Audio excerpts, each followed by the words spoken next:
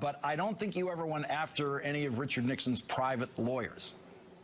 We never went after any of his lawyers. They all acted in, I would say, with great integrity, although that's not true for one of the lawyers for the committee to re-elect the president.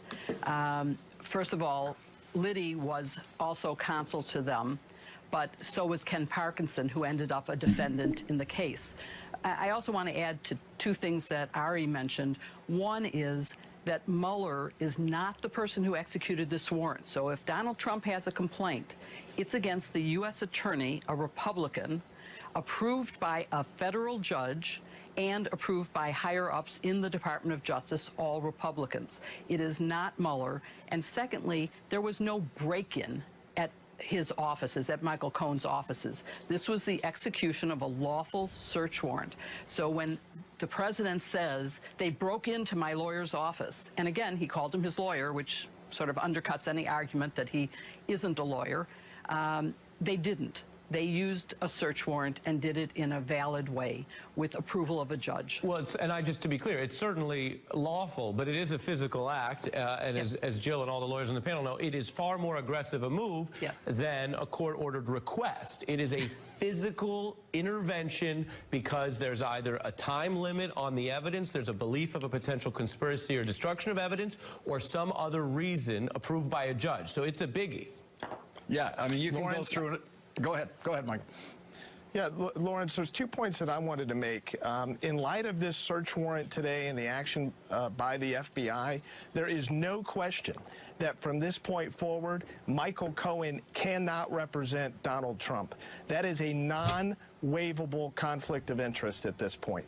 So to the extent that Michael Cohen was Donald Trump's attorney, as of this morning, moments before the FBI raided his office, that ceased to be the case as soon as the FBI came through that door. That is a absolute conflict of interest. It doesn't matter what the disclosure level is. It's non-waivable. So the days of Michael Cohen being Mr. Trump's lawyer, at least for the foreseeable future, are over. So that's number one. And I think it's a very important point because what it means is that their level of communication is going to have to end or be drastically reduced because otherwise that would be discoverable likely in connection with our case or in connection with this potential criminal investigation. So that's the first point that I wanted to make. And then the second point that I want to make is this.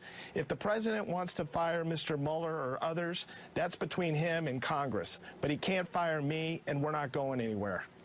That is the perfect last word to go into our first commercial break here. Michael Avenatti, could you please stay with us to extend this discussion just a bit longer?